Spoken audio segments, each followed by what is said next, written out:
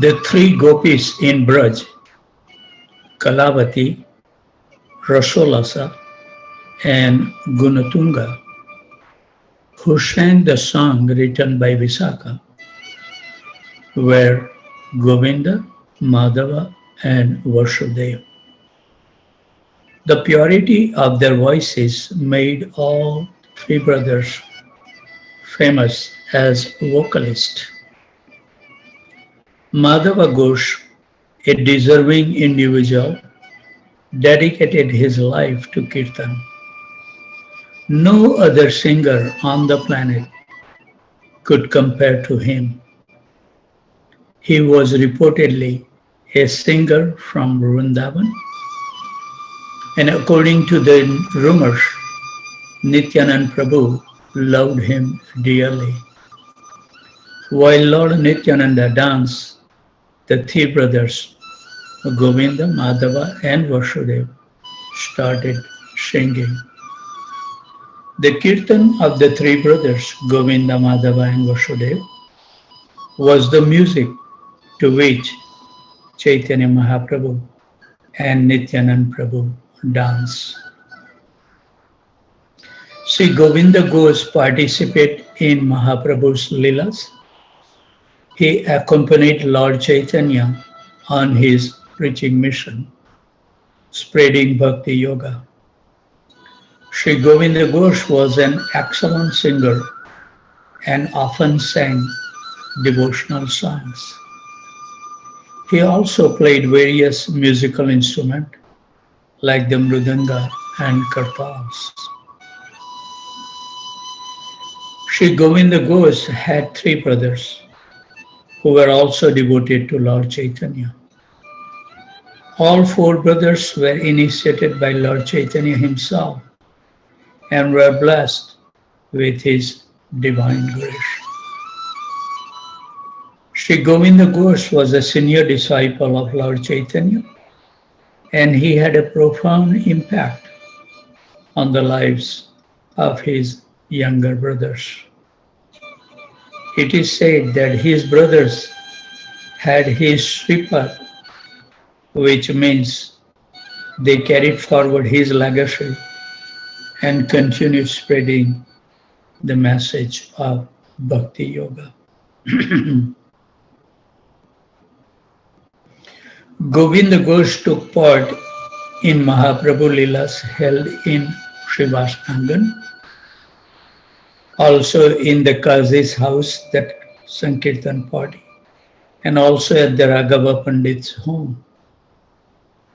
He was the fourth Kirtan group principal singer during the Rath Yatra festival, joined by his two brothers, Junior Haridas, Vishnu Das, and Raghava Pandit as the leader dancer.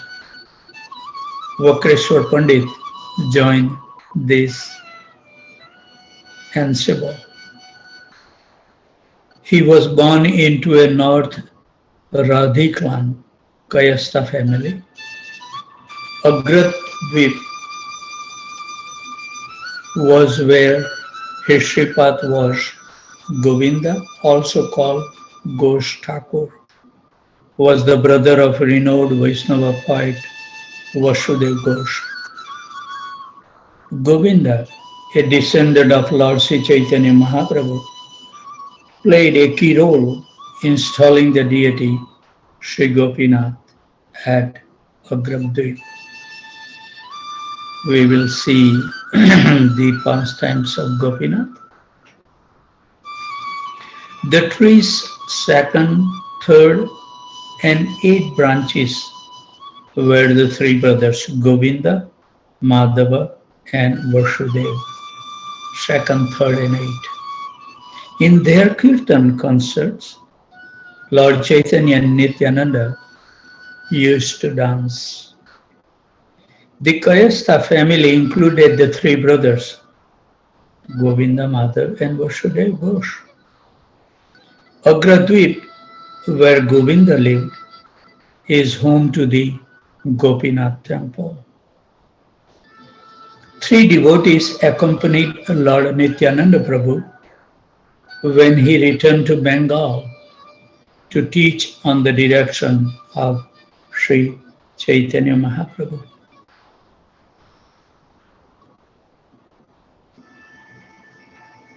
What Srila Prabhupada said about stocking food.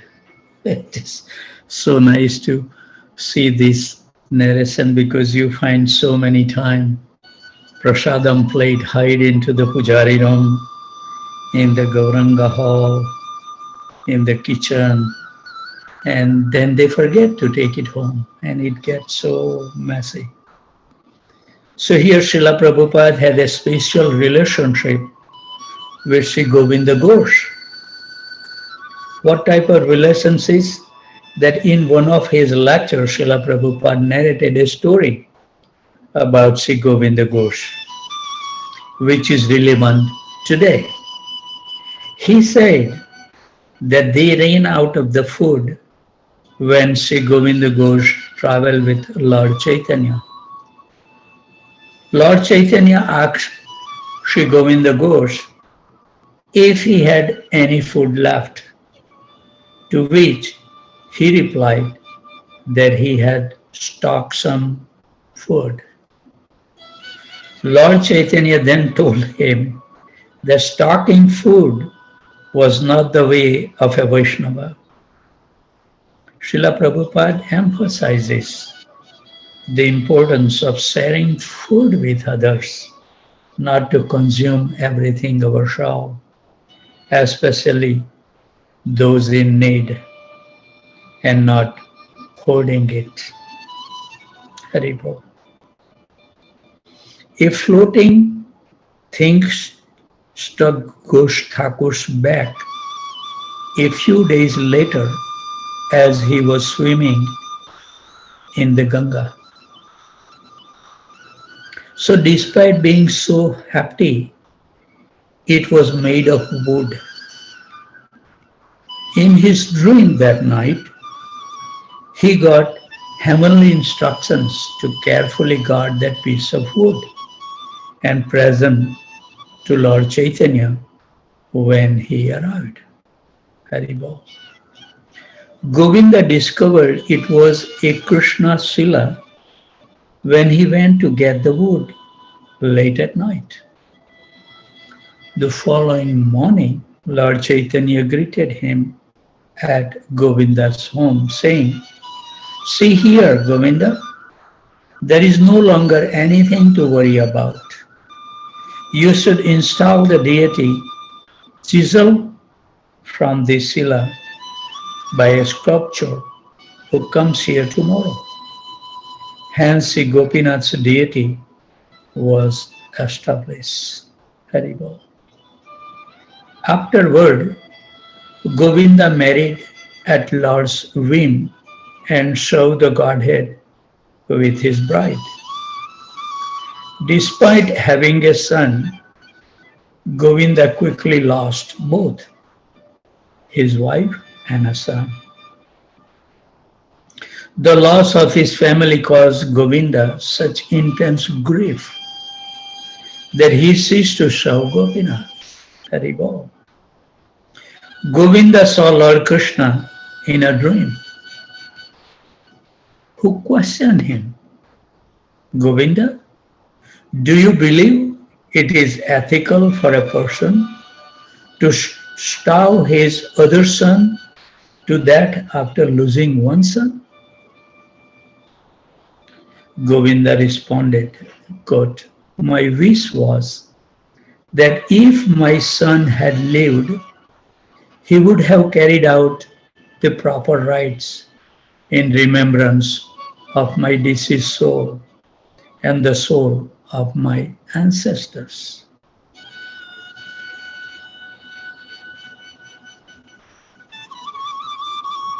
So this was the desire that he really showed Lord Sri Krishna very nicely. So we pray at the lotus feet of Govinda Ghosh to bestow his kind mercy upon all of us. so we can also remain steadfast despite losing family members. Show them with the intense care. So we will read now from Srila Prabhupada, Lilamrita, chapter, I think volume 2, chapter title as the Beyond the Lower East Side. And I'll read few lines what we did yesterday, and then we will continue. Brahmananda continued to negotiate with Mr. Price, and soon they wants to buy the building. According to Mr. Price, the owner of the building would be expecting the devotee to give proof of their ability to meet the payments. On Prabhupada's direction, the devotee hired a lawyer to go over the contract. Quote, "This Mr. Price is causing us so much pain," Prabhupada said. "What is the difficulty?" He didn't see the necessity for Mr. Price at all. Quote, "Why don't we purchase directly from the owners? Why all these agents?" You know, when we talk about this, then when I became a TP on May 31st, 1992, Tamal Krishna Maharaj told me, we have only 2 old wooden buildings.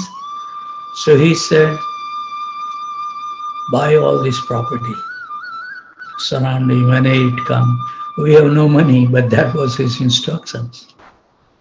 And 6 months went by, and then again he came.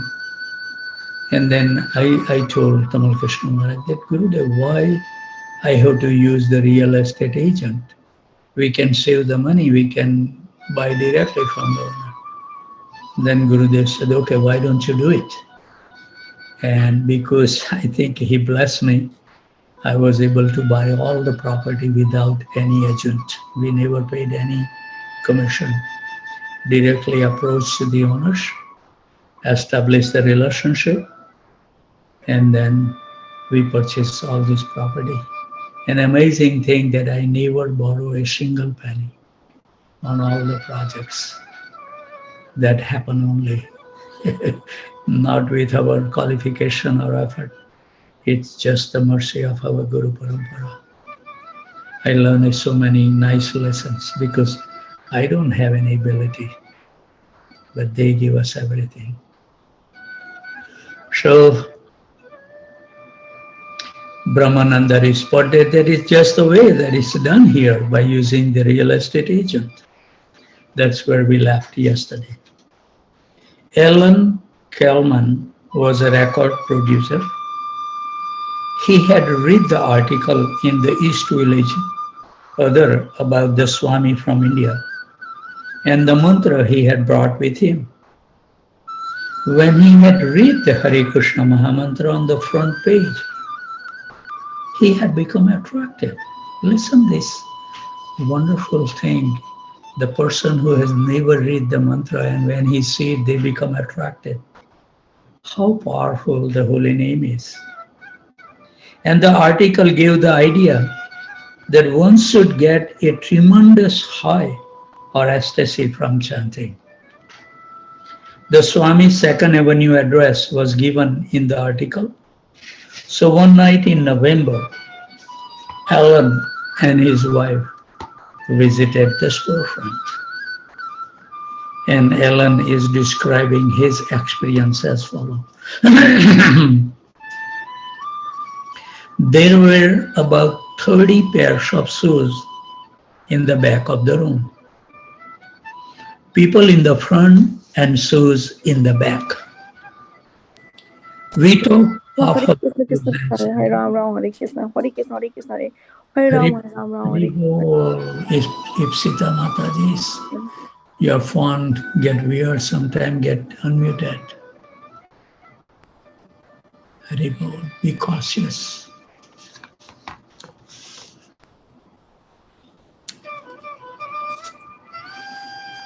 Everyone was seated and very quiet.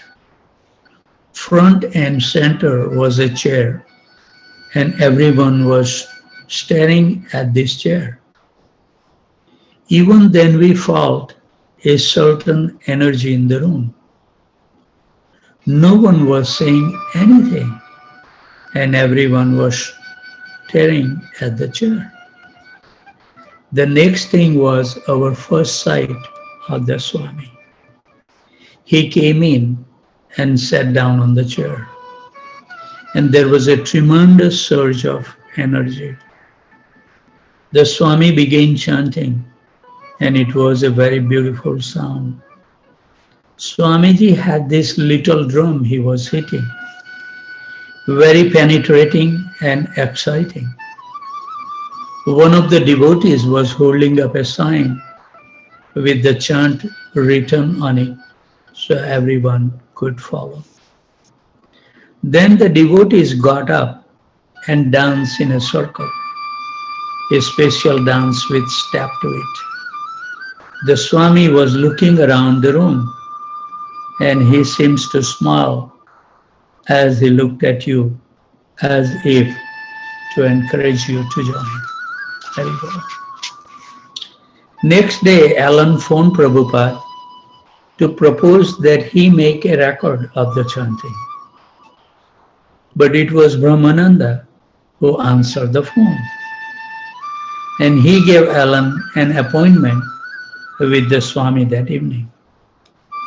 So again, Alan and his wife went down to the East Village, which to them was the neighborhood where things were happening. If you wanted to have some excitement, you went down to the East Village. When they entered the Swami's room, he was seated at his typewriter working. As soon as Alan mentioned his idea about making a record, Prabhupada was interested. Yes, he said, we must record. If it will help us distribute the chanting of Hare Krishna, then it is our duty. They scheduled the recording for 2 weeks later, in December, at the Adelphi recording studio near Times Square.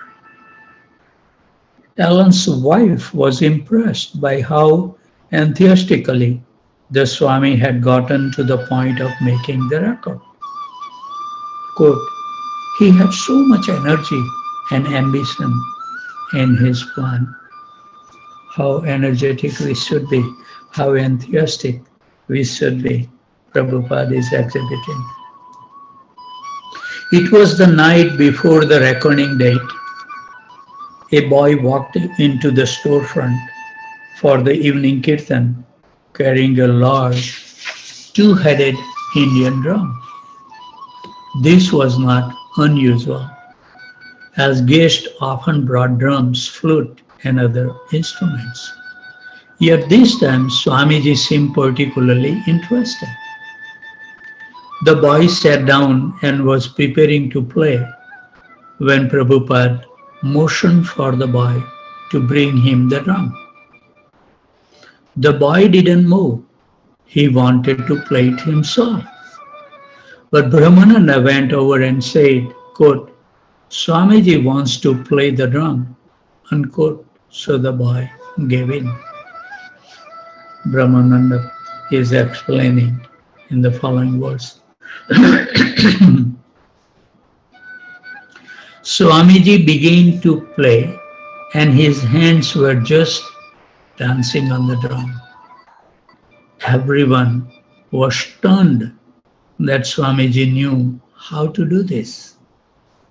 All we had seen was the bongo drum, so I thought it was the proper Indian drum.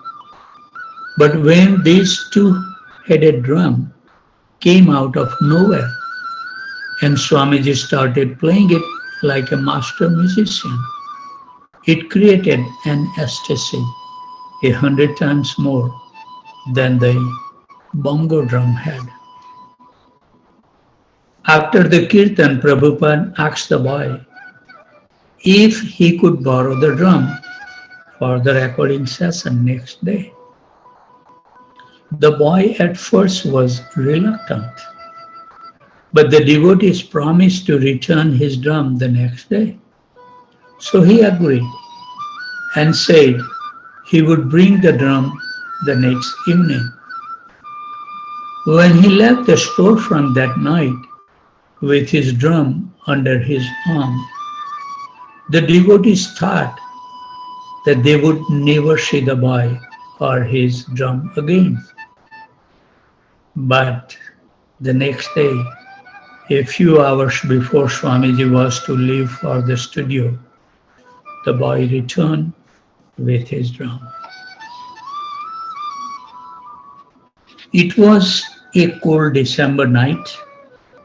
The Swami, dressed in his usual saffron dhoti, a tweed overcoat, and a pair of grey shoes, which has long since replaced his original white pointy rubber ones, got into Rupanuga's Volkswagen van with about 15 of his followers and their instrument and started for the recording studio. Brahmananda. We didn't start recording right away because there was a group ahead of us. So we went out for a walk in Times Square. We were just standing there with Swamiji, seeing all the flashing lights and all the sense gratification, when a woman came up to Swamiji and said, "Oh, hello, where do you come from?" in a very loud, matronly way. And Swamiji said, quote, "I'm a monk from India," unquote. And she said, "Okay, that's wonderful. Glad to meet you." And then she shook Swamiji's hand and left. At the studio, everyone accepted the devotees as a regular music group. One of the rock musicians asked them what the name of the group was. And Hayagriva laughed and replied, "The Hare Krishna chanters." Of course, most of the devotees weren't actually musicians. And yet the instruments they brought with them, a tambura, a large harmonium loaned by Allen Ginsberg, and rhythm instrument, were ones they had played during kirtan for months.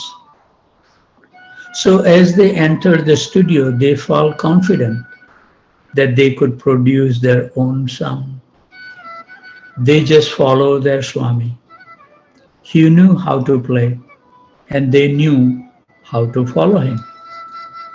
They weren't just another music group. It was music, but it was also chanting, meditation, worship. Prabhupada sat on a mat in the center of the studio while the engineers arranged the microphones and assigned each devotee a place to sit according to his particular instrument. They asked for only 2 pairs of kartals, and they approved of the pair of rhythm sticks. But they wanted several devotees clapping their hands. Rupanuga's usual instrument was a pair of brass Indian bells with the tongues removed. And when the engineer saw them, he came over and said, quote, "Let me hear that." Rupanuga played them, and they passed. Since Ravindra Swarup would be playing the drone on the harmonium, he sat apart with his own microphone. And Kirtananda also had a microphone for the tambura. When the engineers were satisfied, they cued the devotees, and Swamiji began chanting and playing his drum. The kartals and sticks and the clapping hands joined him, and the chanting went on steadily for about 10 minutes until an engineer came out of the glass studio and stopped them. Brahmananda was clapping too loudly, creating an imbalance. The engineer went back into his studio, put on his earphones, balanced everyone, and cued them for the second take. This time it was better. The first sound was the tambura with its plucked, reverberating twang. An instant later, Swamiji began beating the drum and singing Vande Ham Siguru. Then the whole ensemble put out to sea the tambura, the harmonium, the clackers, kartals, Rupanuga's bells, Swamiji's solo singing, pushing off from their moorings out into a fair weather sea of chanting Lalita Shri Vikas Visakha Vitanscha. Swamiji's voice in the studio was very sweet. His boys were feeling love, not just making a record. There was a feeling of success and union, a crowning evening to all their months together. Sri Krishna Chaitanya Prabhu Nityananda. After a few minutes of singing prayers alone, Swamiji paused briefly while the instrument continued pulsing and then began the mantra Hare Krishna, Krishna Krishna, Hare Hare. It was pure Bhaktivedanta Swami, expert, just like his cooking in the kitchen, like his lectures. The engineers liked what they heard. It would be a good take if nothing went wrong. The instruments were all right, the drum, the singing. The harmony was rough, but this was a special record, a happening. The Hare Krishna chanters were doing their thing, and they were doing it all right. Alan Coleman was excited. Here was an authentic sound. Maybe it would sell. After a few rounds of mantra,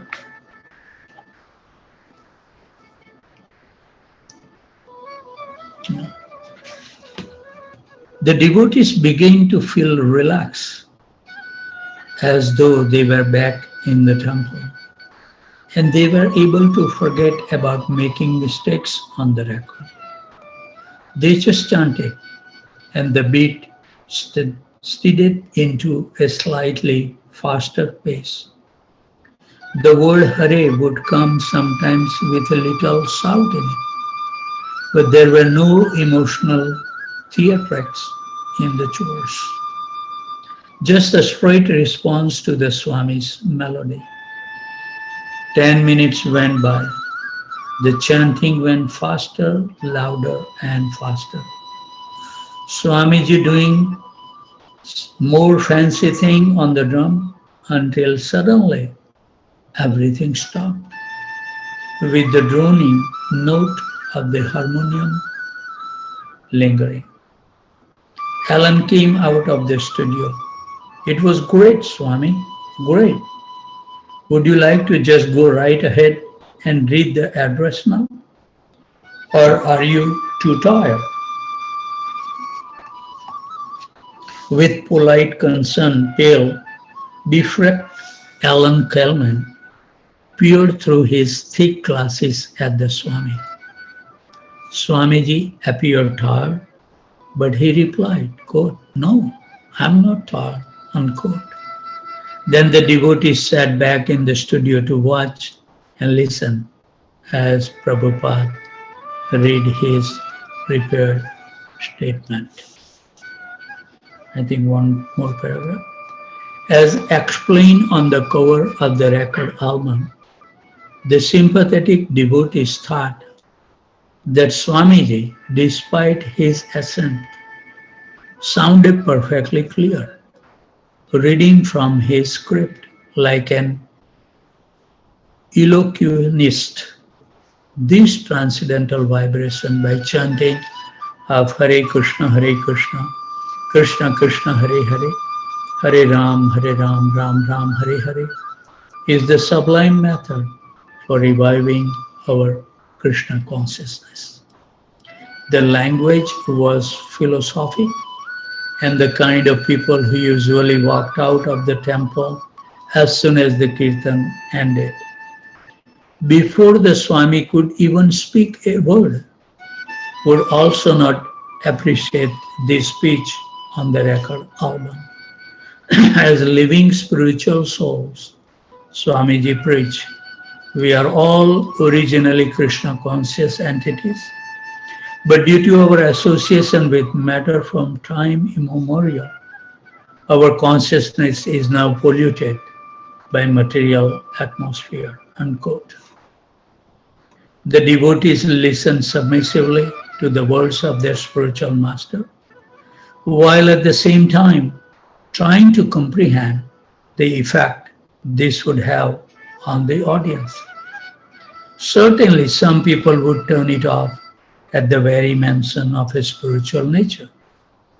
Swamiji continued reading, explaining that the chanting would deliver one from the sensual, the mental, and the intellectual planes and bring one to the spiritual realm. Perfect timing. Let's stop here. We should be punctual in our practices. So before the devotees leave, we highly appreciate their association, and we are totally in debt for your support. And before you leave, we would like to offer our humble obeisances at the dusk of the lotus feet of all the wonderful Vaishnavas and Vaishnavis. Vancha kalpatarubhasya kripa sindhu bhayavacha patitanam bhavanebhyo Vaishnavebhyo namo namaha. So thank you very much for joining.